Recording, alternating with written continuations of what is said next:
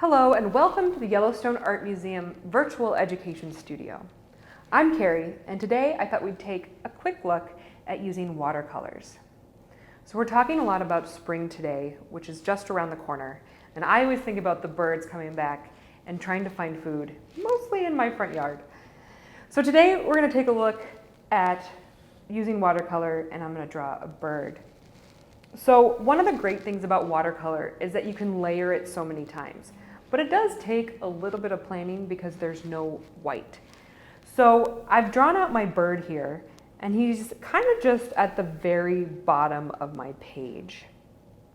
And I think I'm just going to kind of stick to that bottom section. I'm going to put my lightest colors down first and kind of layer them on top.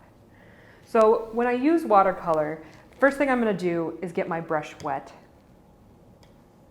And I'm going to start with a yellow or a lighter brown as I kind of create my robin here.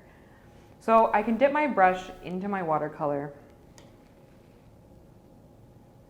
and then I can either mix it in the lid of my watercolor set, or I can put it directly on my page. The more water I use, the lighter the color will be, and the more pigment I use, the darker the color will be. So I'm going to start with a really, really light pigment, and I'm going to cover most of my bird. Now, I'm going for kind of a robin here, and he's searching for food. So I'm going to leave a little bit of that space up at the front clear for his other spots.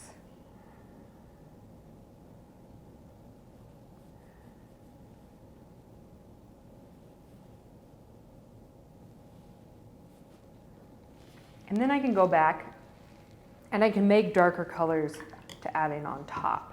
So I'm going to dip my brush again. I'm going to grab a little bit of brown, and I'm going to leave a little bit more of that pigment in there. Now, one of the other things I suggest is always having just a small piece of paper. It doesn't have to be watercolor paper, so that you can kind of experiment with your colors before you put them on your final work of art. I'm going to go a little bit darker here.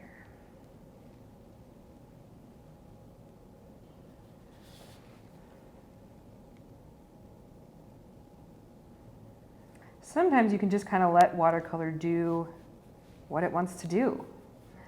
But I like to kind of leave some of that color that we started with underneath.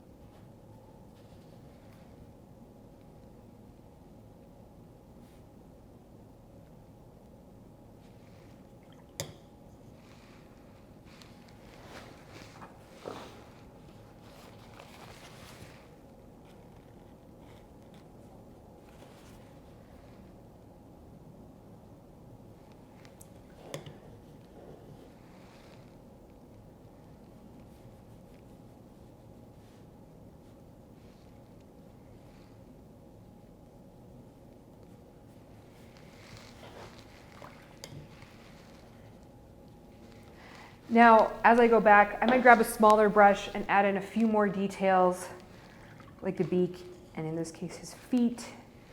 Use some bright orange for that.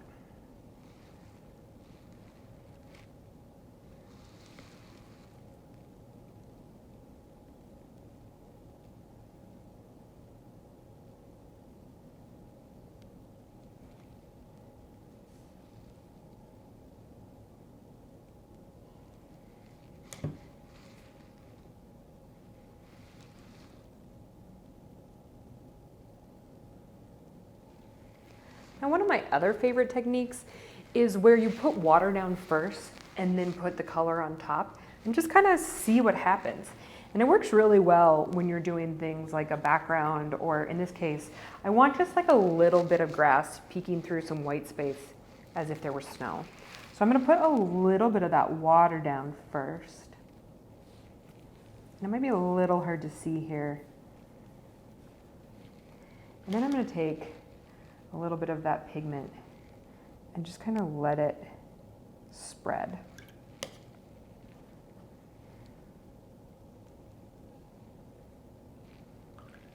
And let the colors run together. Here we go.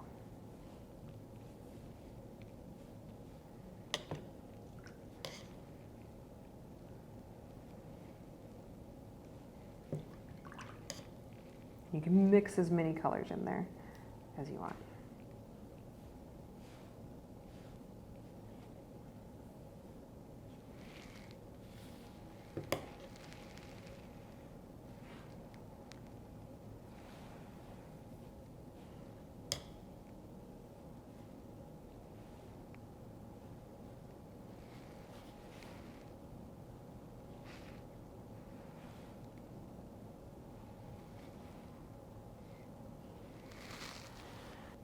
So thank you for joining us here at the Yellowstone Art Museum, and we look forward to seeing you all again soon.